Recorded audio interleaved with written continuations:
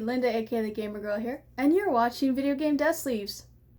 Hello, and welcome to the VGDS Podcast. I'm Chris, Video Game Dust Leaves, and I have with me Linda, aka the Gamer Girl, my co-host, and a special guest, Oh, DanCavDragon. Hello. So to start off the podcast, I would like to start with Sleeve It or Leave It. You have a picture in front of you. It is 1942, the NES game. Is that something worth sleeving or leaving? We'll start with you, Linda. I would leave it because I'm not into that shooter. And Dan? Ooh, that's a tough one. I would definitely sleeve it because it's such a classic. I don't Yeah, really it's a classic. Yeah. I mean, some people like 1943 a lot better, but I mean, yeah, 1942 is the original. Yeah, I really don't know 1942. I never played it before. I know it's a... Beginning. What was that? It's the beginning, man. You got to start I from the know, beginning. but- But I like 43 better. Yeah, I actually don't own 1942, but I do have 1943. But if I had it, I'd probably just leave it. Nice. Okay.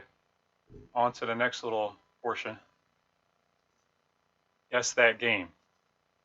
So Dan and Linda have the game that they're going to guess an image of the actual box art. This is actually an NES title.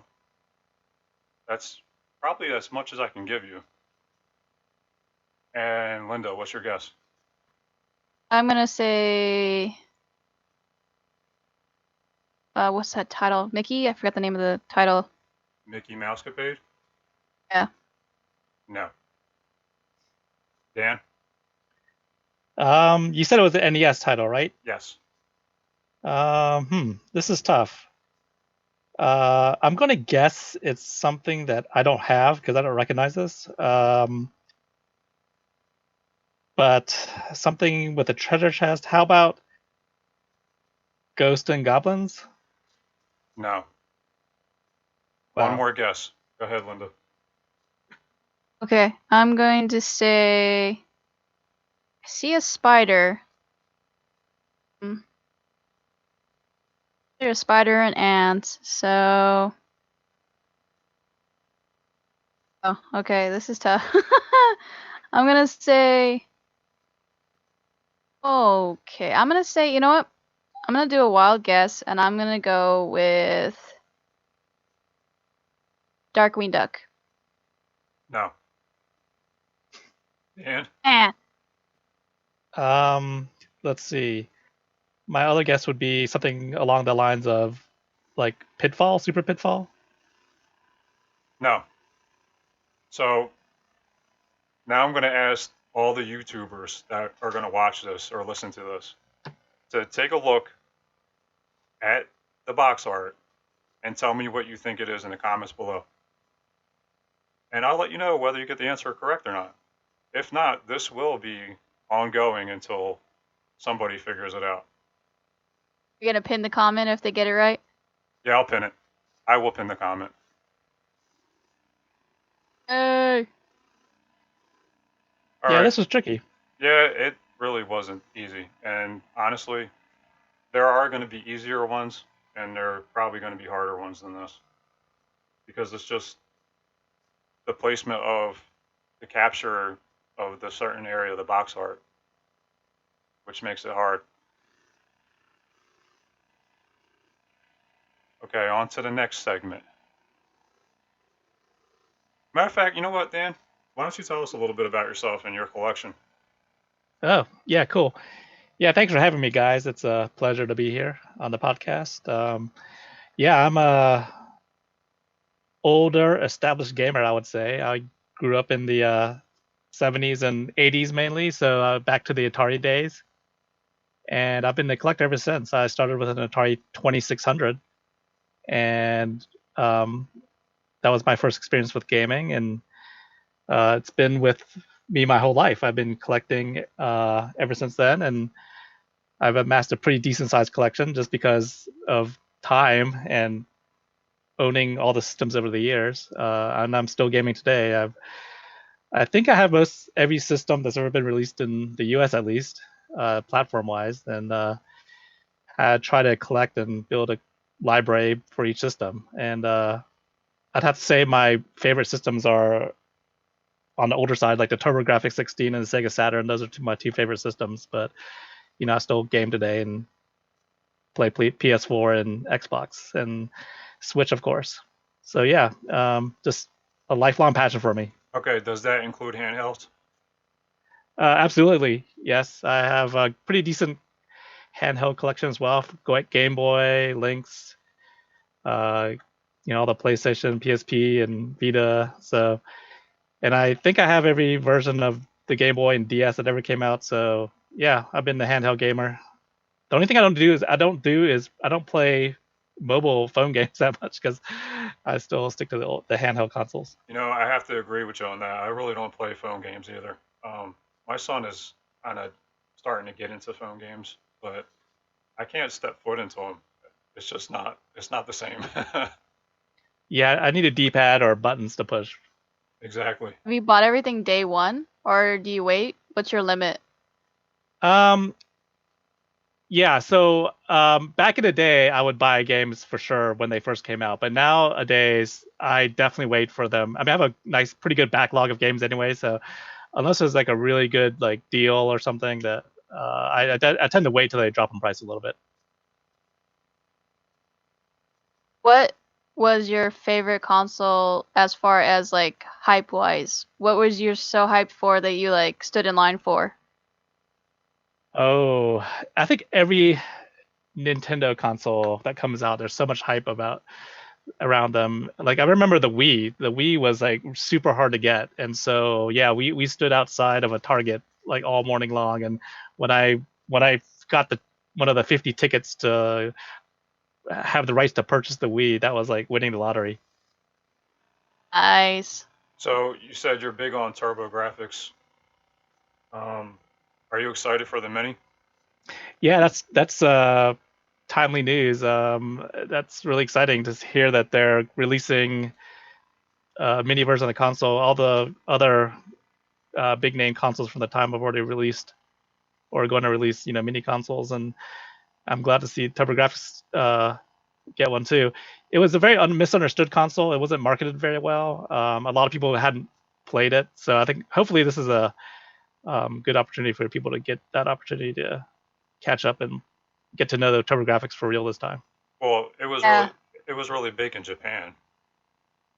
So Yeah, definitely. The library for Japanese games, the PC Engine, is superior to what the Americans got over here. So, I did a lot of importing of games from Japan, and especially the CD portion, the Super CD-ROM version of that.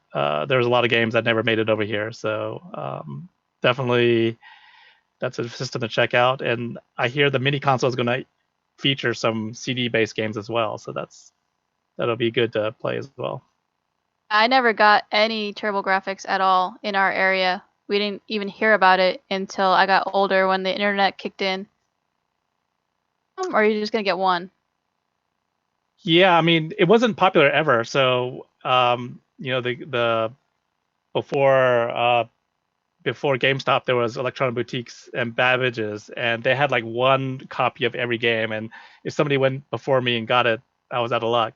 So that's why the system is so rare and it's very collectible and commands high prices, because I think in the sense there was just a lot of material out there, a lot of games out there, a lot of inventory to to pass around. So the games are not easy to find at all.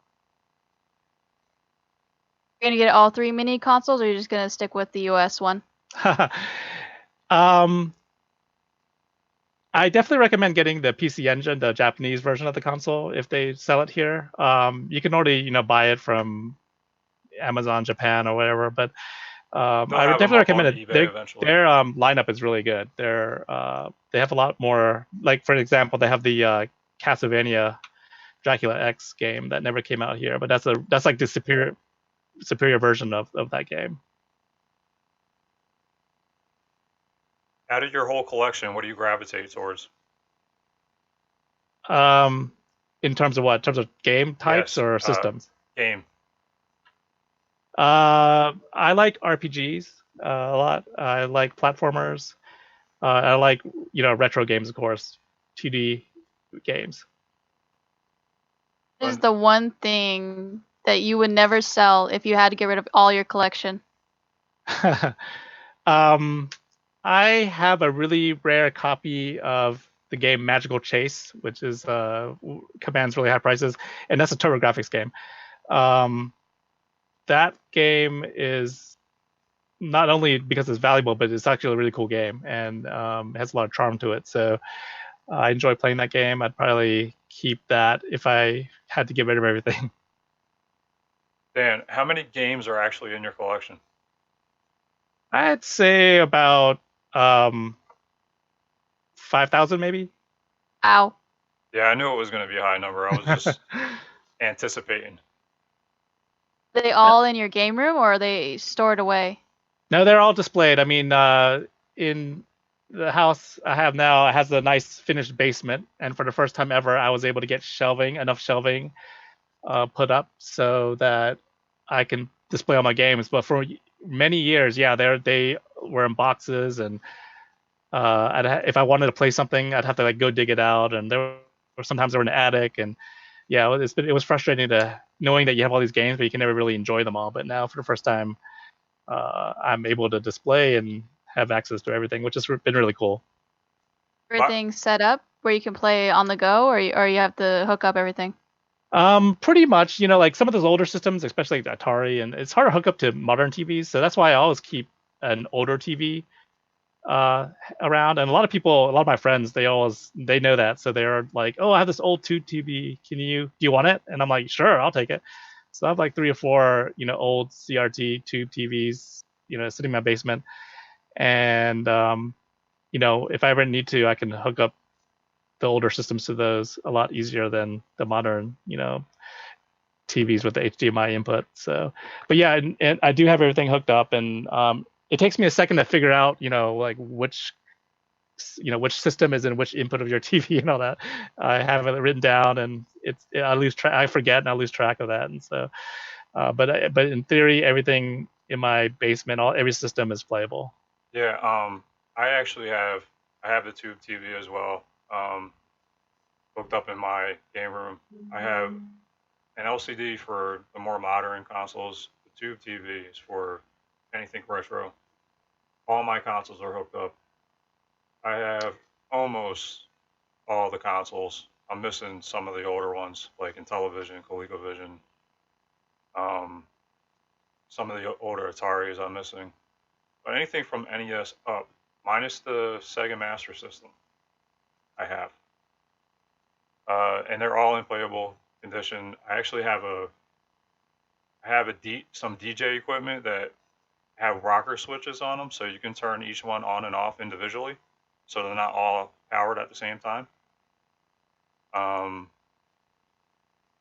What else? That's besides my games being in there. I think that's pretty much it. I don't have a tube TV at all. You got I don't have the space for it, so I just have a retro trio, like the Retro on 5 and stuff like that, so that I can still play my old games, and I just play it on the HT TVs. Yeah, tube TVs take up a lot of room too. So if you don't have a lot of room, then that usually doesn't make the cut. Are your consoles out and displayed, Dan, or are they like on certain sections? Yeah, no, I have I bought a shelving system that has Is it like shelves. Yeah, so I can see each one's displayed. Nice. That's how mine are. Mine are in like this. I bought a shelf from Walmart, like this cube shelf, and I got each one in the cube. How's your wire management? Yeah, that's a disaster. I mean, if you look behind my TV, it's a big maze of cords and stuff. So yeah, now all the controllers are wireless, which is awesome. But Those old systems, yeah, they require a lot of cable management for sure. Yeah. Crow is your friend, and Discart, the channel Discart, is a buddy of mine, and he has cable management about that, so I would check him out. Or you can talk to me because I actually did some really good cable management behind mine. You would be surprised. You can't see, like when you have a console hooked up, you usually see the wires dangling behind.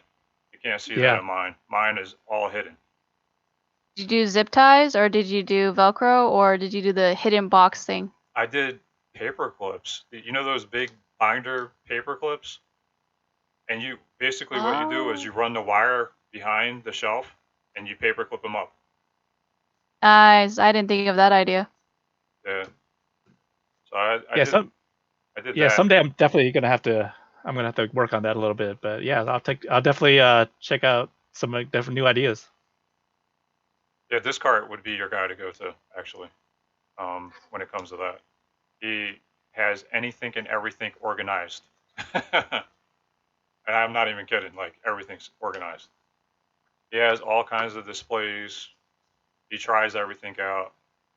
So definitely recommend looking at his channel when you got time. Awesome, sounds great. What is one thing that you would want to get, but it's way too much money?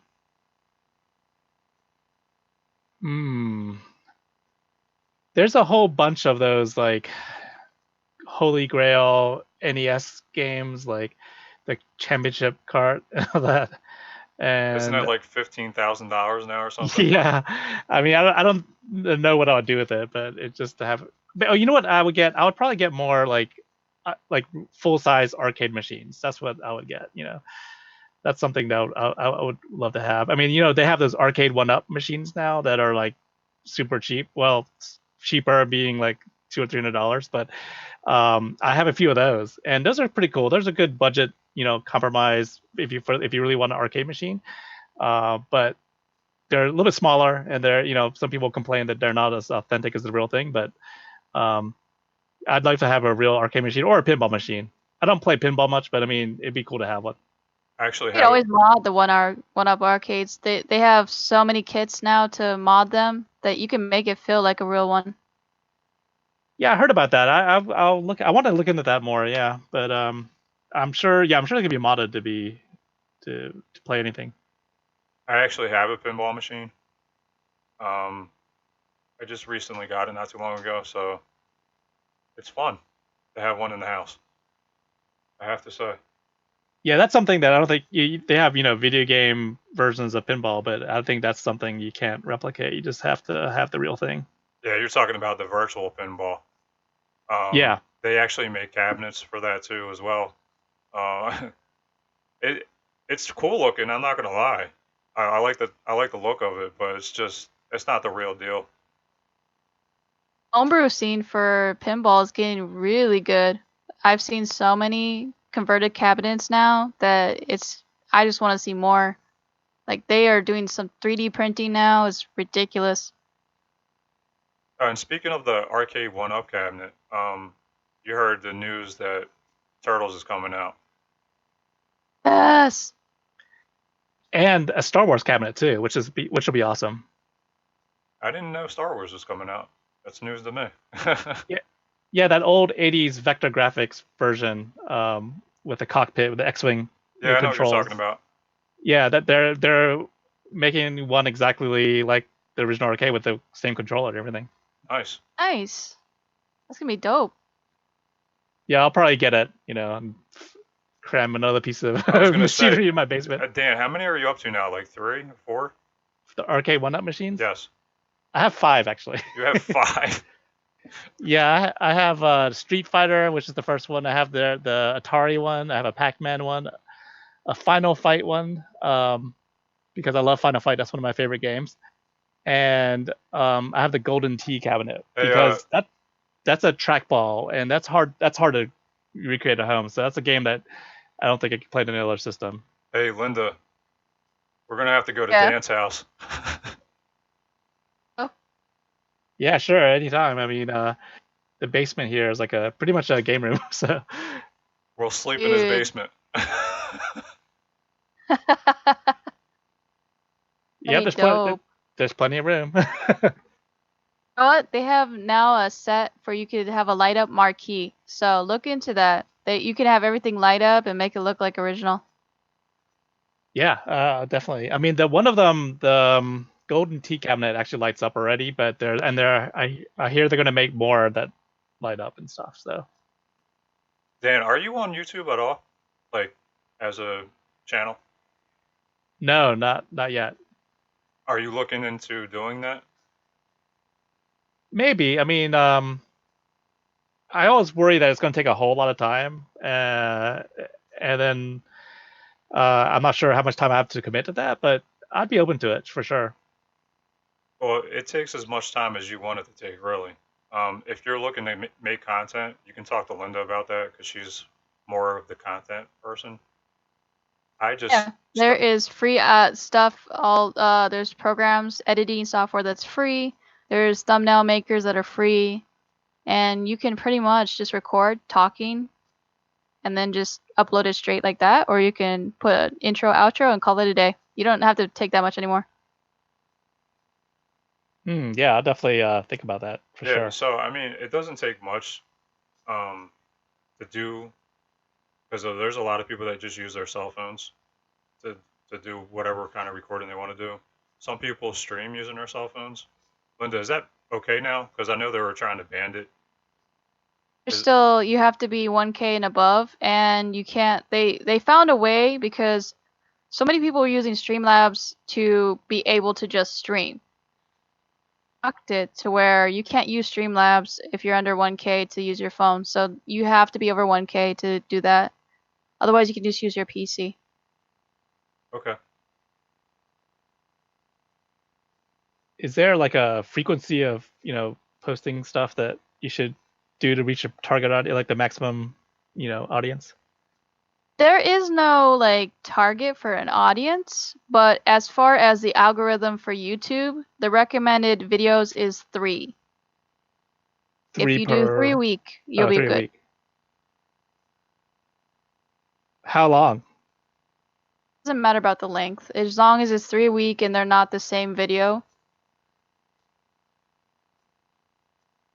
You're talking to the right person, let me tell you. And there's also another channel I recommend. This is how I figured out a lot of stuff. I watch other channels that are help-based channels that help YouTubers, and his name is Roberto. I'll give Chris the link so that anybody who wants to check out Roberto's channel, you can. Basically, he tells you what you need to do, how to fix tags, how to work with the algorithm, what to do, what not to do. Sub for sub thing. If somebody says, "Hey, I subbed to you, will you sub back?" That doesn't work because what happens is the algorithm starts noticing that you're subbing to a lot of people randomly out of nowhere, and then it blocks your channel. It's a bad thing. So don't do the sub to sub. Just if you like their content, sub to them. If you don't sub. It's one of those things that a lot of people think that it's working for them because they're hitting their 1K, but in reality, all that YouTube sees is you're spamming subs, and they're like, "Why is that? Are you a bot channel?" And then they start watching you more. Dan, are you on Twitter? Twitter, no. I mean, I have an account, but I don't really use it. I'm mainly only on Instagram. Nice. Well, it's okay. I mean, because Instagram is mostly where you show your collection. So that's where I found you, is through Chris. Yeah, I mean, I just did that on my own because I figured, I want to share, put out there what I have, and it's been a great place to meet people and see other people's collections, and that's how I met Chris and his dust sleeves. But yeah, I like how it's kind of at your own pace, and it's like you it's convenient with their phone to take pictures and post them. But yeah, Twitter. I mean, I mainly only like follow for news and that type of thing, but I don't really post anything myself on Twitter. Yeah, honestly, I started with Facebook for the dust sleeves, and Facebook kind of went dry. and somebody recommended that I went to Instagram. Went to Instagram, and I met a lot of people. A lot of people interested in the sleeves. Then from there, Jen, JLove81, she's the one that kind of pushed me to do Twitter and YouTube. YouTube for the reason of meeting the community on the YouTube side. There's a ton of people that are on YouTube and they aren't on any other interface, or they're on YouTube and Twitter and not Instagram. So a lot of people weren't seeing the sleeves. So I have to give a lot of props to Jen for helping me push to go to the other platforms. Um, if not, I would have never met Linda. I would have never met a lot of people. Actually, Linda, did I meet you after that, or was it before that? Met you around the same time as you met Jen, because around that time I met Jen and I followed her, and then from there she posted something about dust sleeves and your channel through her channel, and then I went to your Instagram and saw all the dust sleeves, and I was like, oh, okay. Started messaging you about orders. All right, so yeah, it was around the same time then. But yeah, if it wasn't for her convincing me, I would have never even went to that side, and I would have never met a lot of people. So thank you, Jen. Thank you, Jen. Yeah, I'll definitely have to branch out more, I guess. Yeah, the I, more. I, Go ahead, I would go ahead. recommend at least Twitter. I would say start posting stuff. Meet more people in the community, and you never know, you might meet somebody that for your area, and you could actually go game hunting with and start talking about different stuff. Believe it or not, there's a lot of people out there, Dan, that share the same passion as us. It's just finding the right ones. But yeah, that's true. Yeah. Ones that are just a little too creepy about wanting to see your game collection, and you're like, why do you want to see my game collection that much? Okay. And then they just start going, oh, the precious. And you're like, okay, back away. Honestly, Dan, you know what I would do if you want to get into the YouTube scene a little bit? Create your channel and then go into Jen's stream, JLove81, her stream, and watch one of her live streams. And you can sit there and interact with everybody. That will get you a little bit familiar with YouTube and how the streams work. And then the more people see you in there and interacting, the more they're going to want to get to know who you are. So it's a positive thing. We, especially in particular YouTubers streams, they're real positive. The retro community is really big on positivity. They try to keep it like that as the best they can. And there's a lot of moderators that watch to make sure people aren't doing certain things, aren't trolling, and they're remaining a good person in the stream as it's going on. Do you already have an account, or is it just a personal account on YouTube? No, I don't have a account on YouTube at all. A Google account? Google, I do, yeah. And you probably already have a YouTube account. It's just waiting for you, because once they bought out YouTube, they kind of just made everybody an account. You just have to make a channel from your account. Yeah, pretty much once you have a Google account, it's linked.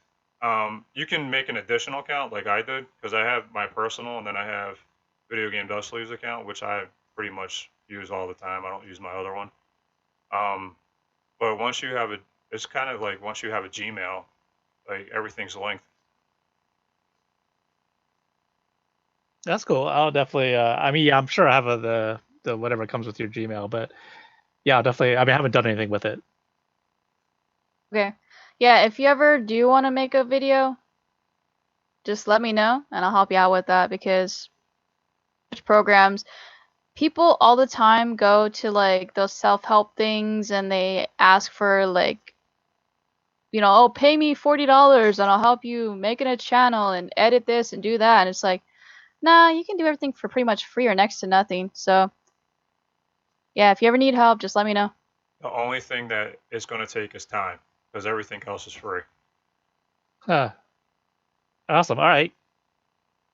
It's just taking your time to make whatever video you want to do, which is I recommend for the first video, which always a lot of people can do, is just like a game room tour. Like, hey guys, this is my first video, game room tour, and just do like an overview of like all the collection, and then just be like, would you like to see more? And I bet you a lot of people will say yes. All right. yeah, That's cool. Awesome. it's a good idea to do a game room tour. I attempted one, but I haven't posted it to YouTube yet. Lazy. More like it needs to be edited. Yeah. But Linda, did you do yours already? Game room tour? Yeah. Yeah, it's on my channel. Oh yeah. Yeah. I don't remember watching that. Slip through your radar. Yeah, I must have. So let me ask you guys Yeah. this. Go ahead. Let me ask you. Yeah. With so many social media accounts, like, how do you prioritize which? Like, do you focus on one, or do you focus on all, or one day of the week you do this and that? And, that's a lot to keep track of. Okay, so for me, my main focus is my YouTube. That's where my most of my audience is. So I will. Okay, so I'm only gonna do 2 days a week. That's all I can manage with my schedule and everything that's going on. So I pick 2 days a week, and I make it random, so I don't have to make sure that I'm always there Monday or Thursday or whatever day. So because I travel, and sometimes with everything going on, it's like, okay, I've had that happen where I missed a day and I felt really bad. So now to relieve some tension and stress on myself, I say, okay, it's gonna be random days and 2 days only. Then the next thing that I always go to is my Instagram. That is the one that I had before, and that's the one that I just post pictures every now and then, stuff that's going on in the life of me, and is usually what I post as far as like, oh, hey guys, my video's out. I know notifications is not working, so here's my video. Stuff of like Chris and other of my friends that are, hey guys, this is what's going on with them, this is what's going on with me. And sometimes I'll even ask the community, like, what do you think? And then they'll start conversations, and I see what's going on with everybody's day. Because a lot of people are more on Twitter. For me, I have like a lot of people that I follow on Instagram, YouTube, Instagram, then Twitter. At added, it's like that's just on the back burner. There's no way I can add anymore. Yeah, I've had people ask me about like Discord and about like server, and it's like I can't right now. It's just too much on my plate because that takes up a lot of time. That's what I do. So I make sure you always stick with like 3 because too many people have too much stuff and then they get burned out. So start off slow and then see what works best for you. Hey, Linda, what about Facebook? Facebook is a no. I stopped Facebook a long time ago just because of the simple fact that too much drama in there.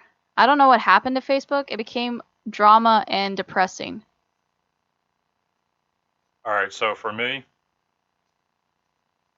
Facebook is like my last thing that I touch. If you look at my Facebook account, I rarely post on there. It's funny though. I started there, and I just Facebook is just down in the dumps anymore. Um, YouTube, I go to YouTube for the streams primarily when I can make it. I have a very busy schedule, but I try to make some streams. Um, and now I'm doing the podcast once a month, so that's another thing to add to YouTube. Um, Instagram, that is pretty much where it's all at. I started there maybe 7 months after I started Facebook, and ever since I got Instagram, it's just been that's the spot for me. It's real easy. Take a picture, post it up. I usually take photos of all the orders that I get, so it's not in any particular order or anything like that, or any kind of posting.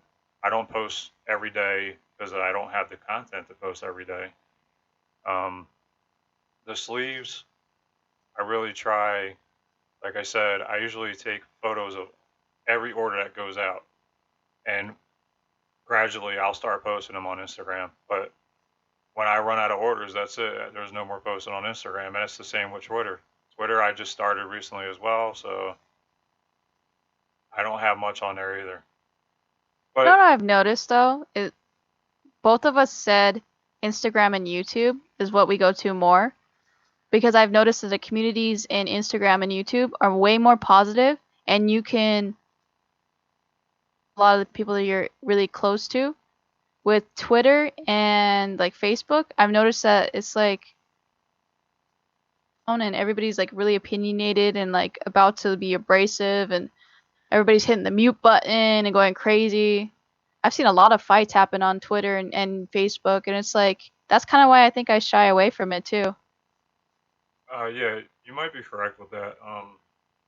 I haven't really got into any confrontations with anybody. You're Uh, lucky. I had a few confrontations on thing with Facebook. It was just mostly drama on Facebook, and I kind of just got tired of seeing my feed just flooded with drama, and I was like, you know what? Bother, because I would have to mute every single person involved in that confrontation. That was like a lot of people, and I was like, you know what? I'm just not gonna go on there as much. yeah, well, the differences between me, yourself, and I is that you have it. It was your personal, right? Your personal account on Facebook, Yeah, personal, and then everybody found me, so right? So I with got a lot me, of friend requests, and I people think that I'm ignoring them. I was like, I just haven't been on there forever. It looks like I'm on there, but I'm not. right? With me, it's more business inquiry than anything. So it's less drama because of that. They don't really know me as a person. They just know me as a business. I mean, now people are getting to know me more because of what I've been doing. I'm on YouTube more. I'm interacting with people more. People are doing Gotcha. unboxings more on YouTube. Dan, if you ever go on YouTube and just probably search for me, video game dust leaves, it's probably going to come up with some kind of unboxing videos because Oh, and my ad for his channel. yeah, if you look in my channel, you'll find an ad that Linda did for me. Cool. Fantastic. So unboxing videos. Is that a good piece of material to use? Yeah. You basically anything you get, you can unbox it or unbag it depending on whatever it is, and it's super sweet, and that is one of the easiest things to do because all you do is just say, "Hey guys, I got an unboxing today," and then you just show the box, and then you can unwrap the game or whatever. If you like to leave it sealed, you can even say, "This one's gonna stay sealed, but look what I got my pickups today." Um, it helps me out tremendously. The more people do unboxings, the more potential audience it reaches, the better it is for me as a business. So I don't ever say, could you? It's always them saying, I am. So I never ask for an unboxing, and I never will. That's just me. It's up to the person that got the sleeves and what they want to do. Totally don't have to post it on any social media or YouTube. It's just the customer's discretion.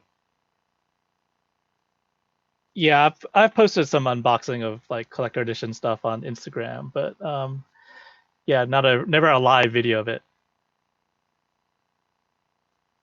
The one thing I like about unboxing videos is even if you mess up, sometimes people are like, "Oh, okay, cool." So if it's not a big mess up, just edit it out if you want to. But make sure you cover up everything that remotely is where you are at. That's my only recommendation, because a lot of people forget that, and then they show their address, and it's like, oh snap! So just either like, or just put something so that nobody can find you. You're talking to Linda, the guru of YouTube. Yeah, it sounds like it. I've seen too many times. Okay, here's a story of why I say this. So, a YouTuber before she got big, I'm not going to name any names so that people don't search for the video. And she had a video of her friend's house, not her house, but a friend's house. And she walked up to the friend's house and was like, "Hey guys," and they were like, "Hi," greeted her. Well, she got a little bit bigger. And people started finding that video from back in the day. And they went to that person's house. She took the video down and she had a rant video about like how you cannot go to their house. That's not my house. I'm not going there. It's been a while since I've been there and you're not going to find me there. House. So even small things like that, like don't show your building, don't show where you're at. It's safer that way. We can really find you, because the people that channel, they don't care. It's the people that are hardcore or the people that want to mess with you. So that's all I say. Just don't show the front of your building if you're ever doing a video, and make sure don't ever remotely show your address, because they'll just Google you really fast and be like, "Oh, there you are. Let's go say hi." It's like, I don't know you. When you're doing unboxings, make sure you black out the addresses, both return and your own, because you don't want anybody zooming up on the photo or taking a screenshot of it and zooming up, and they can potentially get your address and the person that sent it to you. So got to keep careful with that stuff. Yeah, sound advice. And how is your how many kids do you have? Me, I have one. I have one daughter. Yep. Okay, so how is she with the collection? Does she go and rampage through it, or is she like really like focused on playing video games? No, I mean, that's the funny thing. People ask me like, "Oh, I'm sure that you're raising a little, video game addict down there in your in your basement and introducing her to all the games." But no, I mean, I'm letting her, develop on her own, interest-wise. And right now, she's not into video games that much. I mean, like Chris mentioned, she's more into mobile phone games. I think today's generation, today's kids are gonna be that's what they're growing up with. So that's what they know. I don't get it. I don't know why.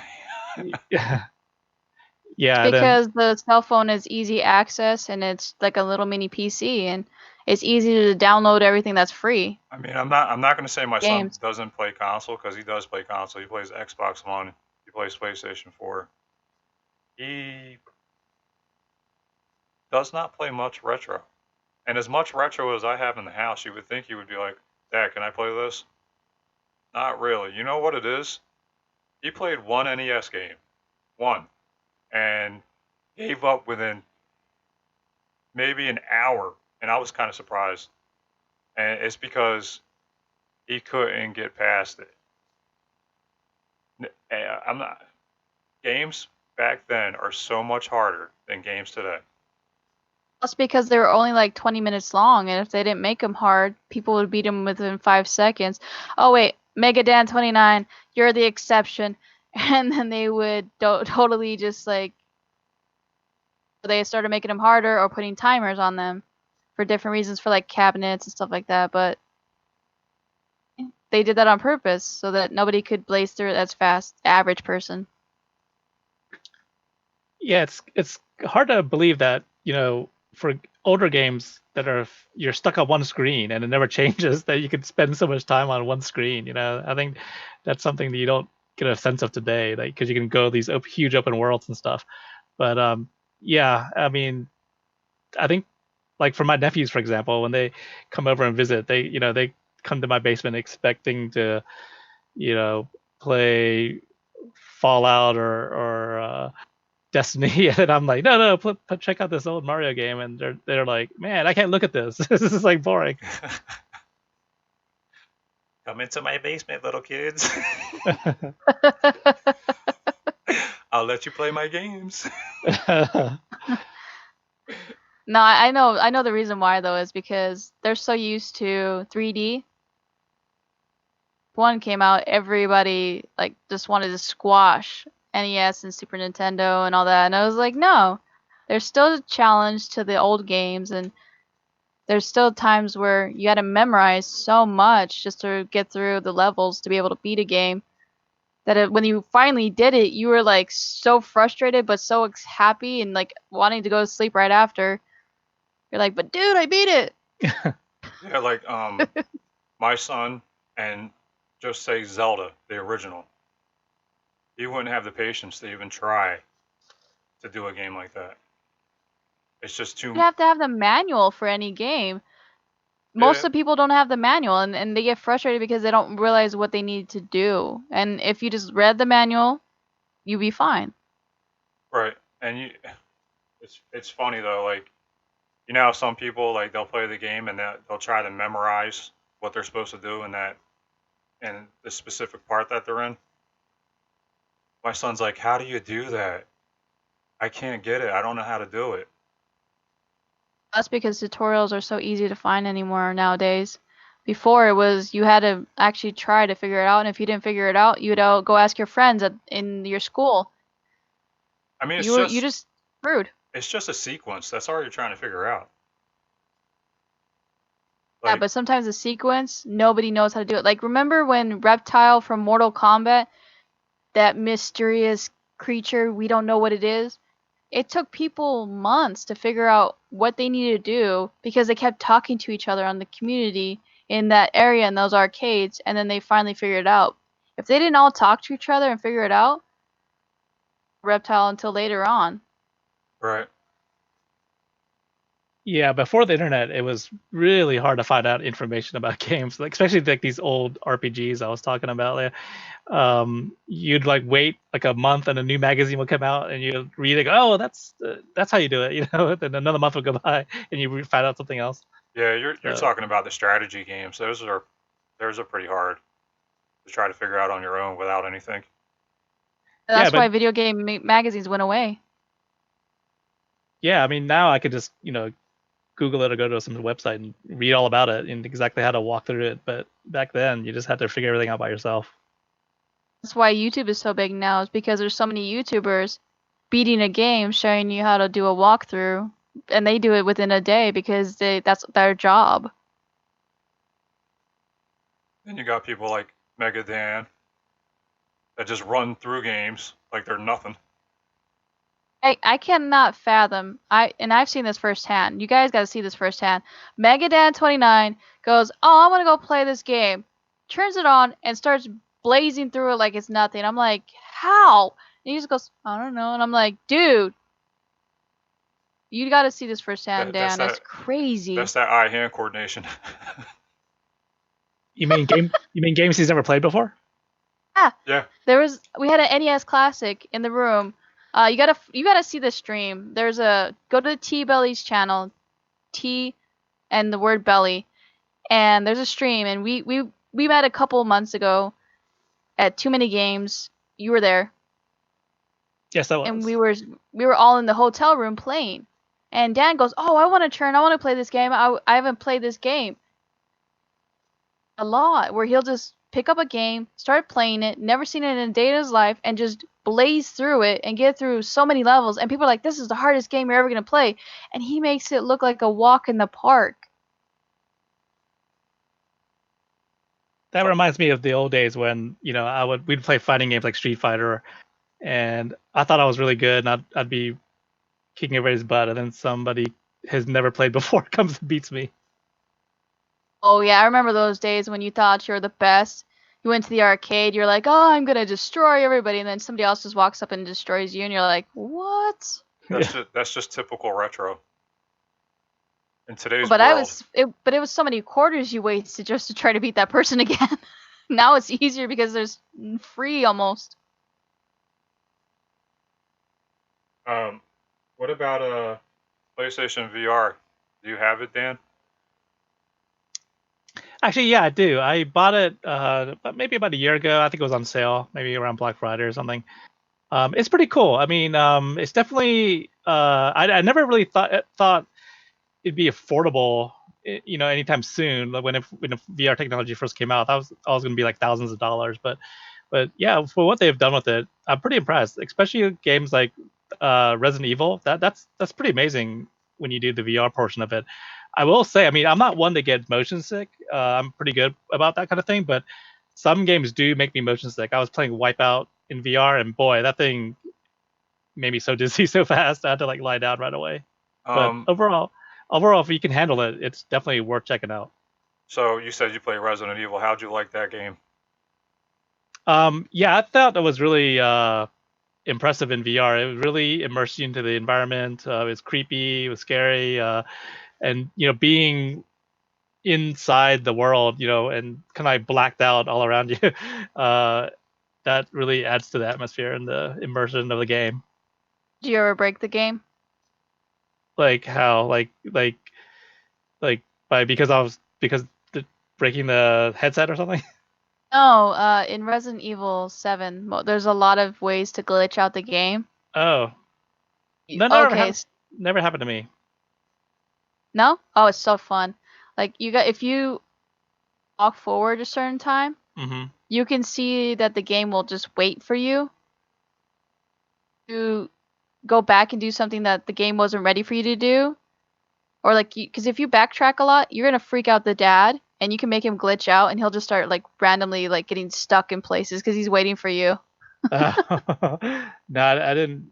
I, I did actually. I have to say I didn't beat that game, so I didn't get super far in that game. But yeah. I won't spoil it then if you haven't beaten it. I haven't even played it, Linda. Okay, I won't say nothing. It's a uh, cool game though. It's a cool setup. Yeah, I like that game a lot. I do So have it, but I don't have it for VR. I don't even have a VR actually. I've been listening to people with the VR. Like they say, when you're playing with the VR, it's like really scary. Like there's a Because right in your face, man. yeah. I will I got a say headache from that. I can't play. I will say I expected VR to be a fad. I didn't think it would stick as long as it has. I'm surprised there's still, just because that's the way gadgety things are when on consoles. Um, but I'm pretty impressed that they're still churning out games for the system. So I think it's a good investment. Yeah, usually with anything that hooks up to a console, they usually fade out after a while. I mean, VR isn't. I don't think it's what it could be probably as far as the amount of games that are out for it. What they only have like what? How many games? Does anybody know?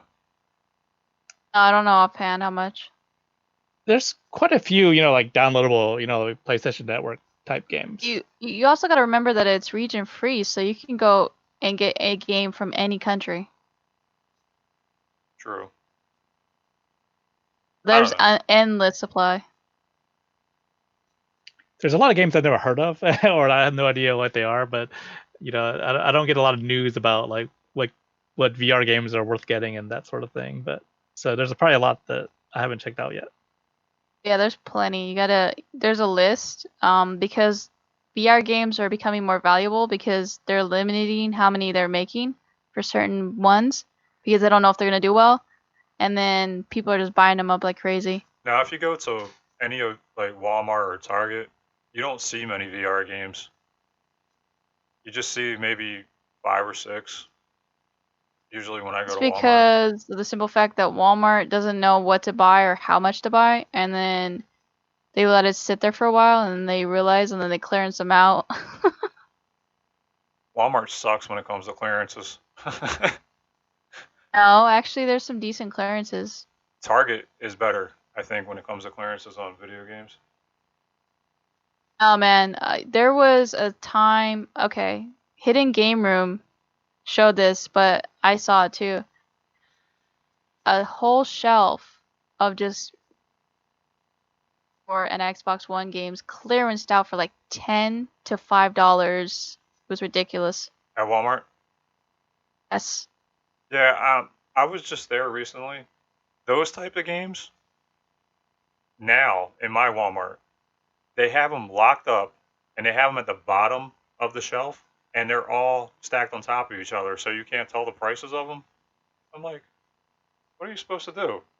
Go get the person just to see what's in there and by chance it might be $5? Your Walmart doesn't like you then, because my Walmart had, and they were not on the bottom, but they were on the top where you can be seen by a camera. Look at. Yeah, you couldn't see these. These were all spine up. So you're just looking down at the spine. It's messed up. Write a letter. They will listen to you. Yeah, I haven't had a tremendous amount of luck finding great deals at Walmart or Target, but once in a while there'll be a clearance game that I'm like, whoa, this has gone down price pretty fast, and I may pick it up. Yeah, I'm in the same boat as you. I rarely buy anything that's just released. I wait for it to go down in price. For example, my son wanted the Madden game. I don't know what year it was, but I was like, once the new Madden comes out, that game right there will be $5. I'm not paying $60 for something that I could pay $5 for later. Dad, the servers. Yeah, you're not say goodbye to that. Sorry, I will not drop $60 on a sports game. Do not eat those green eggs and ham. On a Mario title, that they usually do not go down in price.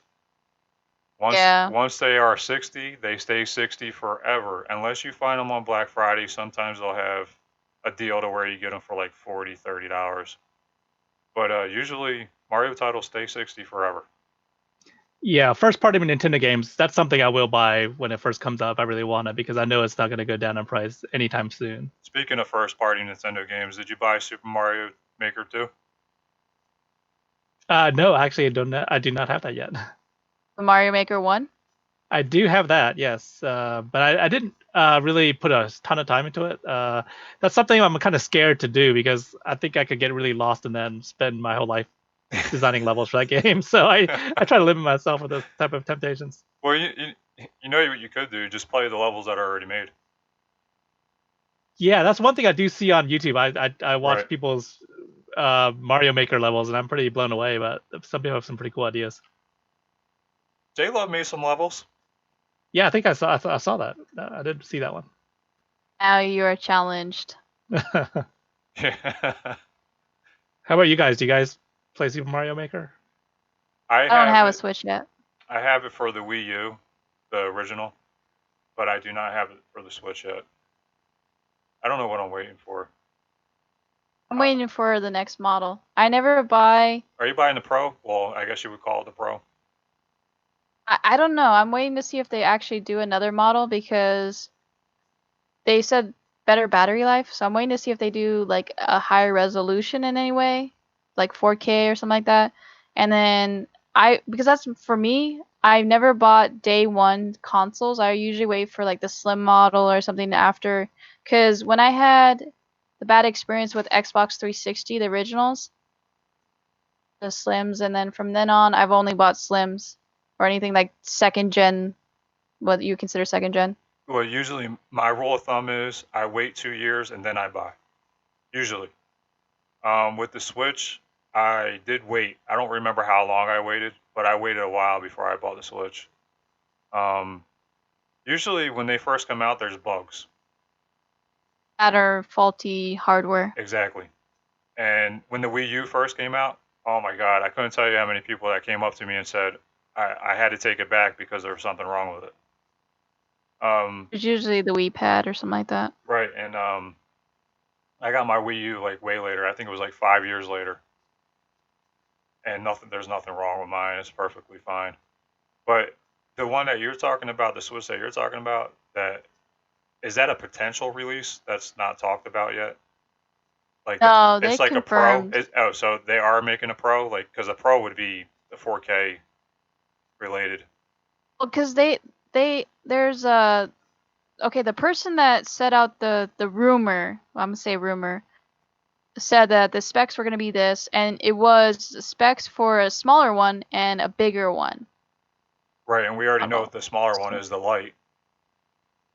So I don't know if they misunderstood and now we see that it's just going to be a better battery life or what's going to happen. So I'm going to wait another like a year. Nintendo does start saying something about, this is what's going to happen. So we have no idea because they might change their mind and make something completely different, which No. I want. If they were going to do the light, I wanted something to do with 3DS. That one, because like, why have a Switch Lite that doesn't play motion control games? Right, Have well, 3DS, you could throw that in there and just have another cartridge slot on the side somewhere for that. with the Switch Lite that they just recently announced, I know nobody wants to really talk about the subject anymore, but at least not in the YouTube scene. You're right. They should have put it to where there was some kind of compatibility for playing 3DS games. It would have been easy for them to do. Why they didn't do it, I don't know. Yeah, it would definitely have extended the life of their library, or even the 3DS console, by supporting both formats. I think they could have sold a few more systems that way. Are you gonna buy it, Dan? The Switch Lite, not day one. I'm happy with this current Switch, and Honestly, there's really nothing changing. The only thing that's changing, you're gonna be able to play it. It's more comfortable in the hand. You can't take the what are they called? Joy-Cons. The Joy-Cons off. You can't remove them. And Well, no, it's supposed to be but the lighter. thing is, That's the reason why it's called the light. After you buy the extra set of Joy-Cons, because me, I don't have a Switch, so I have to buy an extra set of Joy-Cons. You're only saving about maybe $30, if that, because you can't play all the games with the motion control.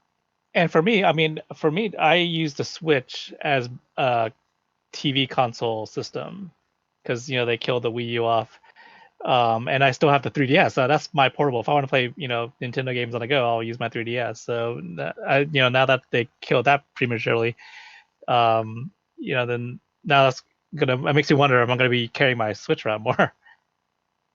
Probably. Yeah, you probably are.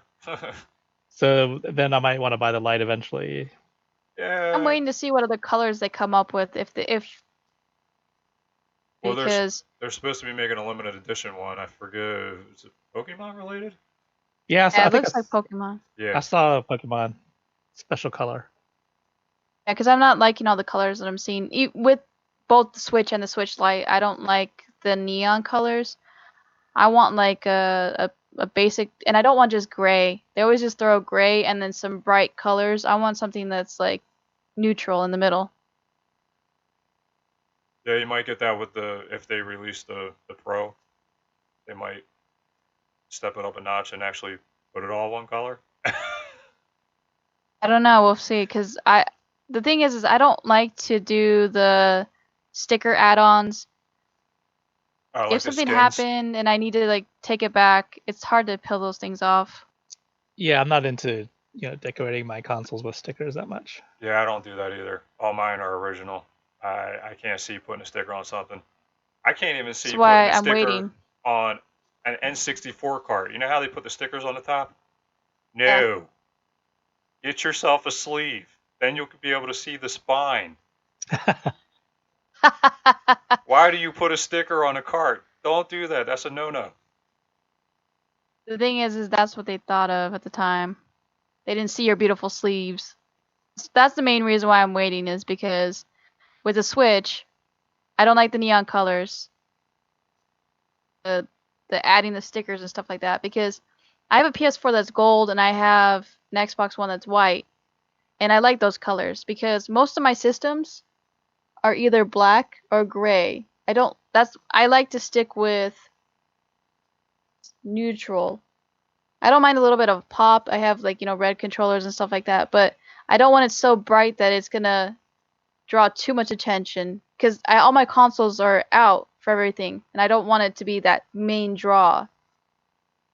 But I don't want it to be the main draw. Like neon is not my favorite color. Yeah, I get what you're saying. Most of my consoles are pretty neutral in color. I don't usually go for the bright, flashy colors.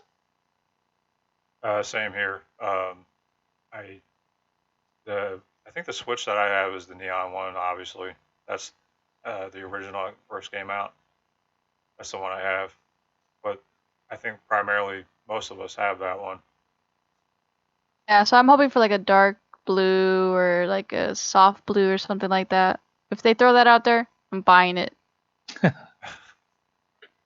actually have a. They did it for the Wii. Remember? They put out a soft blue Wii. Yeah, they did a soft blue Wii, and then they had a bunch of beautiful colors for the Wii U that I liked, but I didn't like the Wii U gamepad. That was my only thing I didn't like, so Oh, that's why I I didn't buy love one. that. I love the gamepad. Ah, What about you, wow. Dan? I thought it was a good concept, but I was disappointed that like the developers for different companies dropped the support for it really fast. Like they were just like, screw this controller. We're just gonna make typical, game on your TV that doesn't use this controller. So that kind of, I think that's what led to its death, early death. But I am surprised that when the Switch was announced, I was like, this kind of sounds like a Wii U to me. Is this gonna work? And it caught on really fast. So that surprised me a lot. Wii U is an underrated console in my opinion. It really is, though. I will agree. I wish that they had done more with it. It's just they threw the gamepad and then they just made it seem like it was like a 3DS. Like, or I wanted something that wasn't just, oh, here's the map. I wanted something like where you utilize it really well to where you do a bunch of things. Like they could have done like Command and Conquer could have did so much stuff with that. Yeah, I mean, I think there's very few games that utilize that gamepad properly. I think one of the earliest games that came out for the system was this Lego City Undercover game, and that actually was I mean, you could tell that they designed that game with that system in mind, but everybody else, didn't really take advantage of it. Well, besides their first party titles. Yeah, that's true. Yeah, That's anything because Nintendo. they understood the software right away Exactly. and just didn't know what they were doing.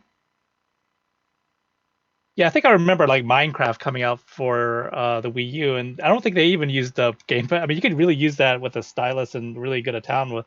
But I don't think they did much with that though. I think they just like ported, whatever console using your buttons to do everything. That's kind of Yeah, like they love ports. the downfall with a lot of consoles. They port a lot of games. Um, kind of like what Switch is doing right now. They're porting everything and anything. The one thing I will say with the Switch is they're region free. That's one of the first times that Nintendo's region free, and it's working because you can buy from any country. So library is endless. Yeah. If you go back with the Wii, I think the library for the Wii is about 2,000 games for the U.S. anyway. Um, and a lot There's of so much that, shovelware for I the Wii. It was exactly. ridiculous. I was just gonna say a lot of it's ports and shovelware. It's just on top of each other. And Nintendo does a lot. Even for like the portables, they have a lot of shovelware for that for their systems all the time. I just hope the Switch isn't going to go down that road to where they're like doing that. The They only reason why that's not going to happen is because of the simple fact that it's a cartridge-based game again. So a lot of people are not going to the people that do the shovelware, they're not going to make the cartridges. And then if you do, you have to keep the price the same. So a lot of them just make their game, and most of them just don't have to worry about that. It's not going to be like, oh, I gotta buy this to see if I like it. You could just pay $10, and if you don't like it, just delete it off your console.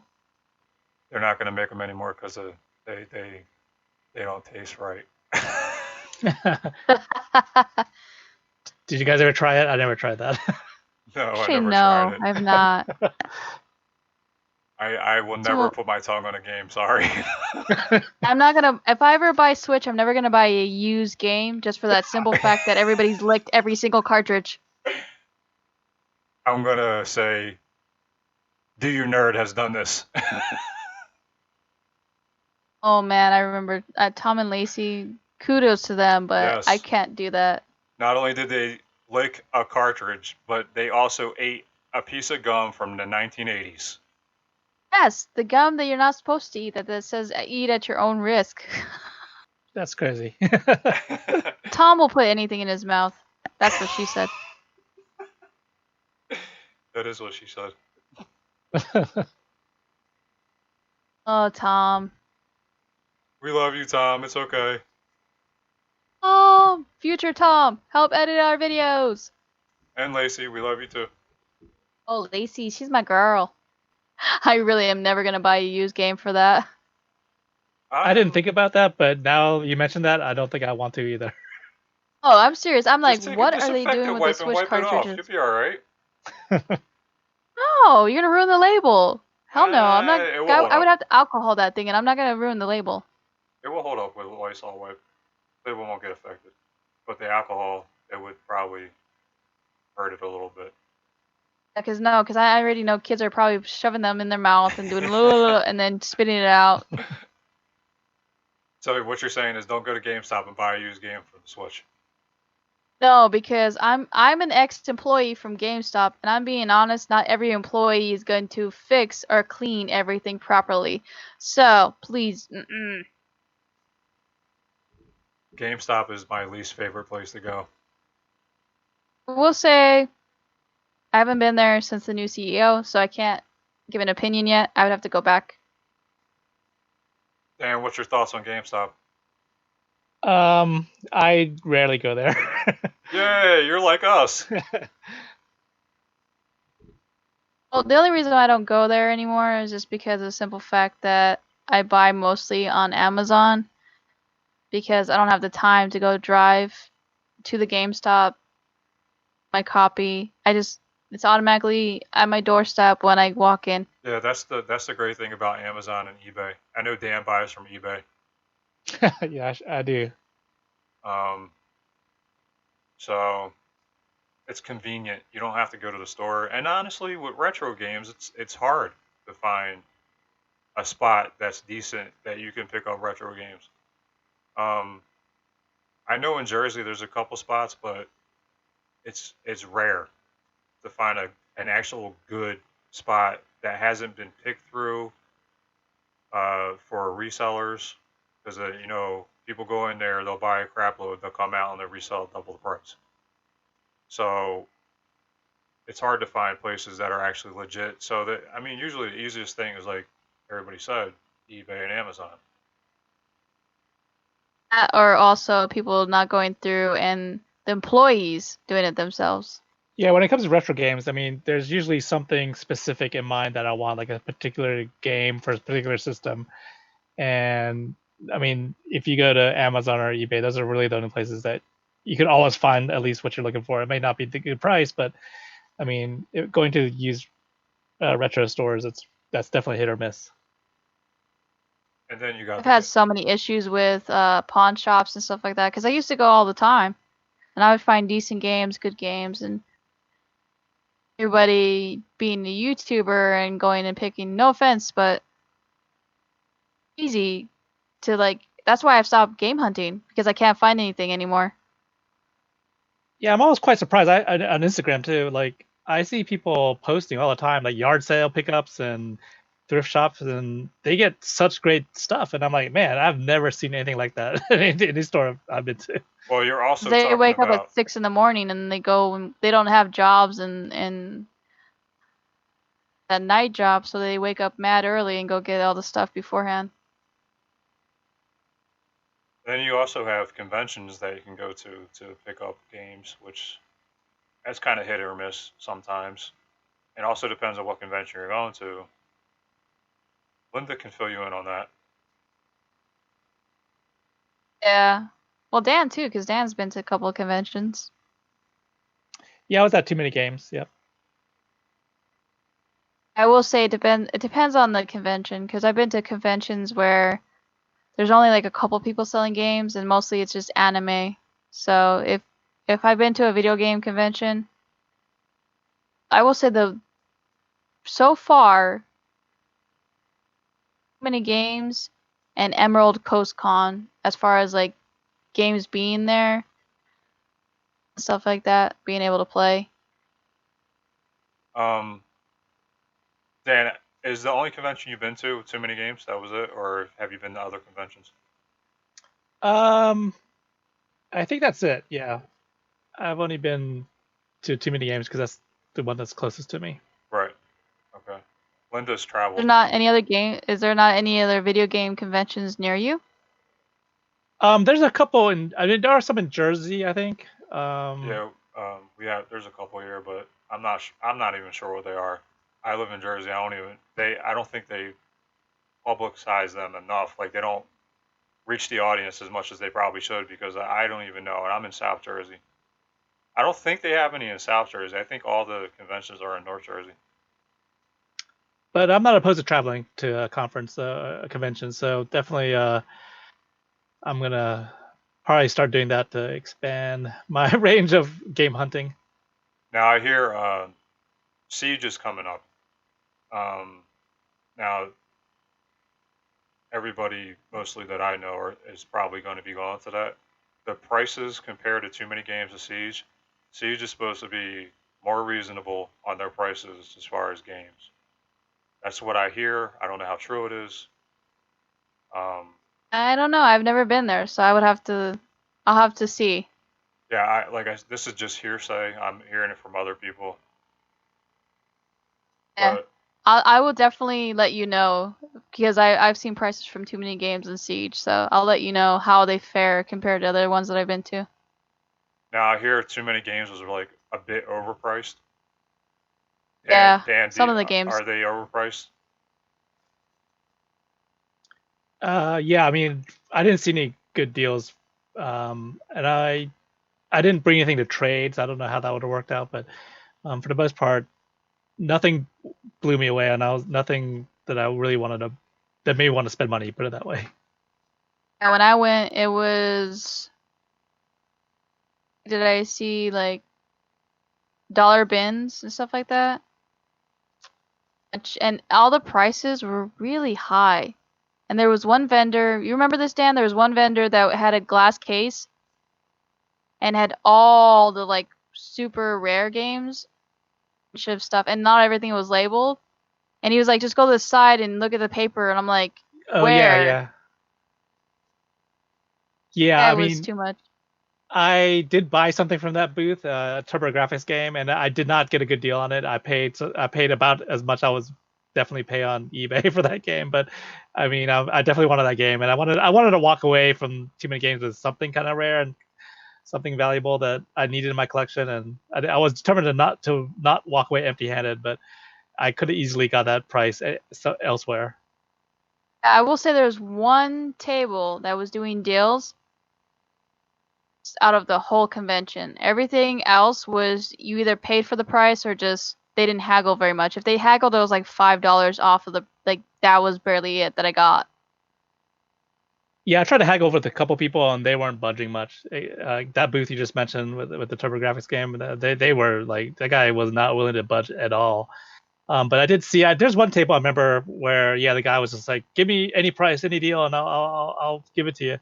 And he had a bunch of stuff. I just didn't. I mean, a lot of filler, but you could have walked away with a big bag load of games if you really wanted to for cheap. But I didn't really have the time to sit there and look through everything. Yeah, I think it was the one with was it all the plastic bins? Yeah. He didn't organize anything, and he just had everything out there, and I was like, wow, that's just too much. And there's bins on top of bins. Yes, that one too. Yeah, I started to dig through some of that, and I was just like, this is too much work. I don't like lifting anything. That's just way too much. And for one, it was awkward because it was on a table. It was on like a picnic table.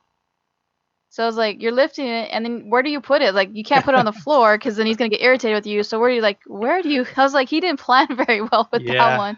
Yeah. Or organizational skills. It was bad. How do you expect to sell games if you can't see them? Oh, there were clear bins. I think he thought that, there's clear bins, you could look through them. But the thing was, he placed bins on top of bins, and then there was no space to move stuff around. And then you had like people with backpacks and all of them blocking you, so you had no space between the people and no space to put anything anywhere. So it was just like, I'm leaving the chaos. Yeah, I felt like this year was more crowded than I remember in the past, and much more harder to navigate the booths this year too. I will say I did avoid the crowds. It just depends on where you were at what time you were. Saturday was the worst day. I usually was in a panel or I was walking around with some friends, and every time I saw a crowd starting to form, I would like kind of like move to another side because I was like, nope, I'm not gonna be around those crowd. Those lottery drawings, that's when the huge crowd formed.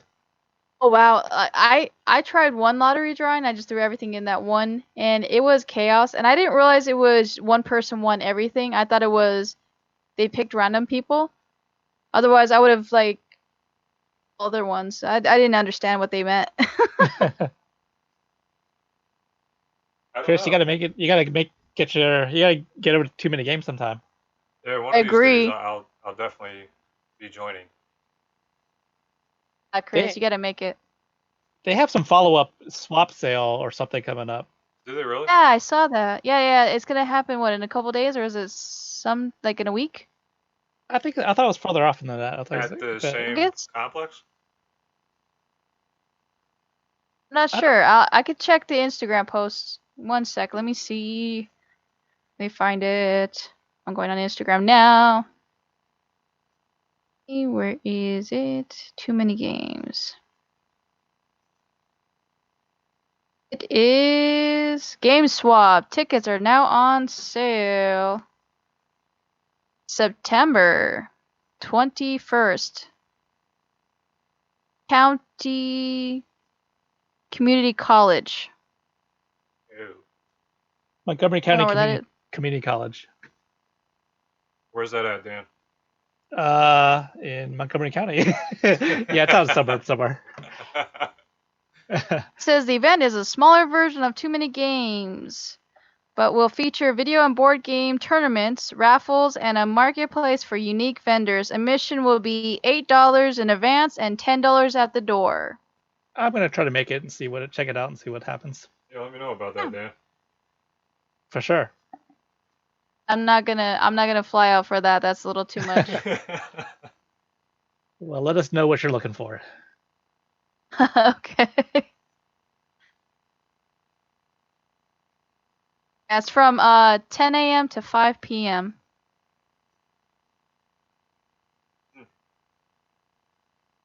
Oh, it's gonna be at the main gym. Okay. Hey, Sounds. Dan, what's your take on claim sales on Instagram? I have bought some stuff from them.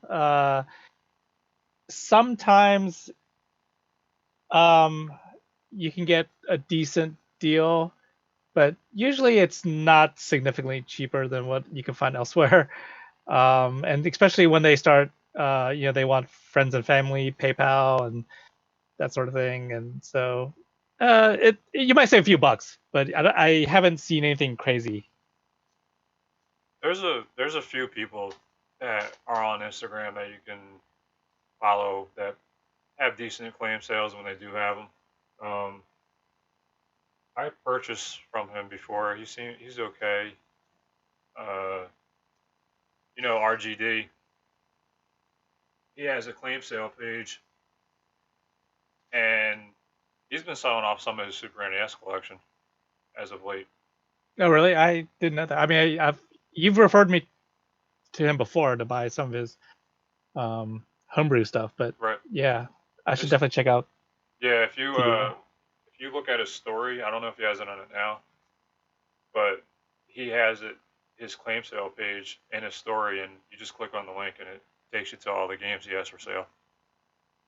He just sold all 4 Laura Croft Black Labels complete for $40. oh wow. Yeah, Damn. I wish I saw the post sooner. I would have jumped on that quick. Wow. And Too. he's very reasonable with his prices when it comes to his claim sale page. He's not, and all his claim sales usually include the shipping. So what the price you see is usually both shipping and the game. And as Dan said, Linda, he does home brews.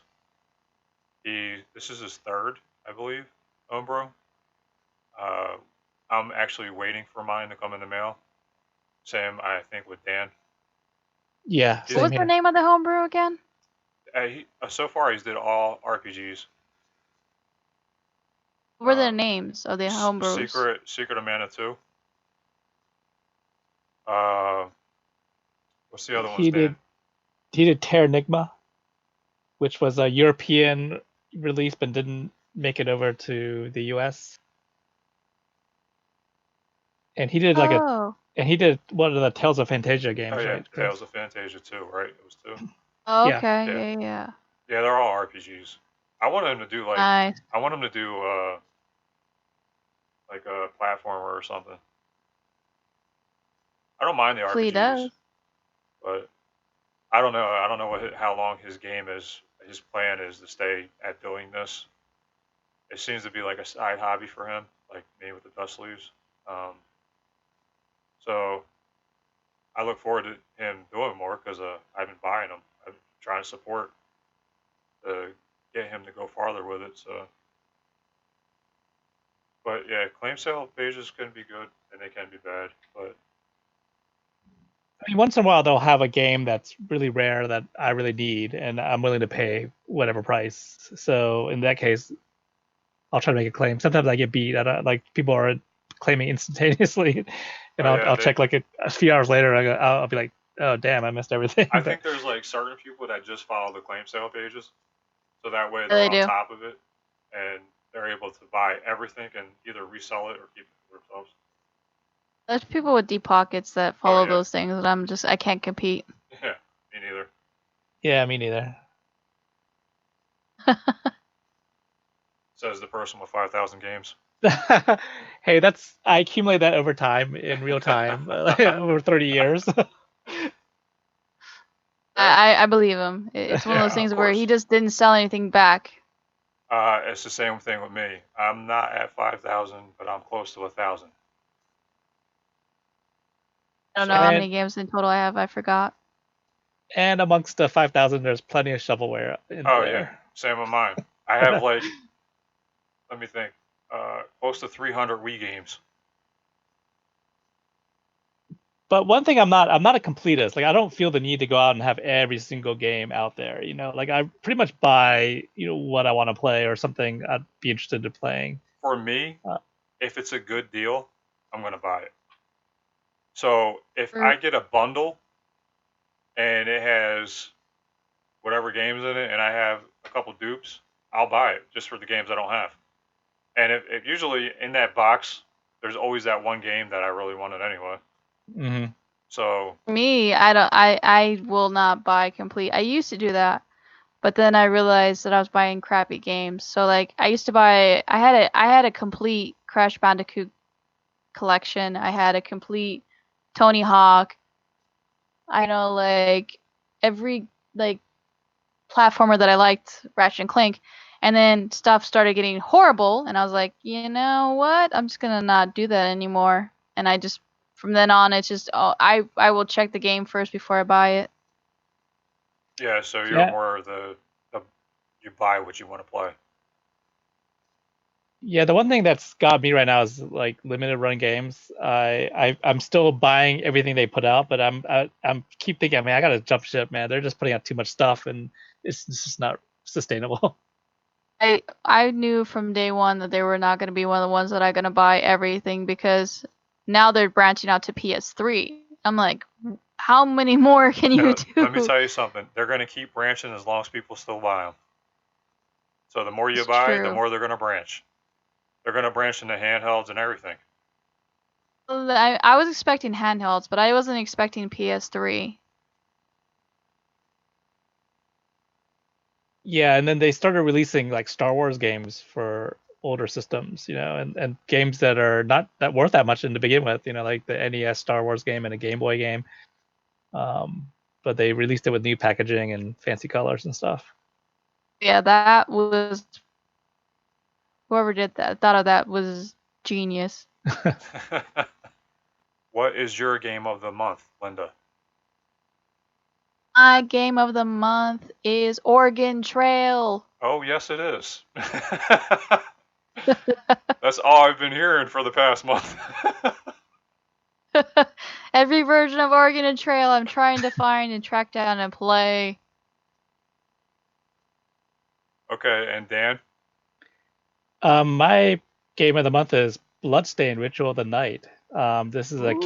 Kickstarter project that I backed like 5 years ago, and yeah, I was able to beta test it last year as one of the backers, and it's finally come out, and it's pretty darn good. I mean, if you like the Castlevania, Metroidvania type games, it really delivers. So I highly recommend it.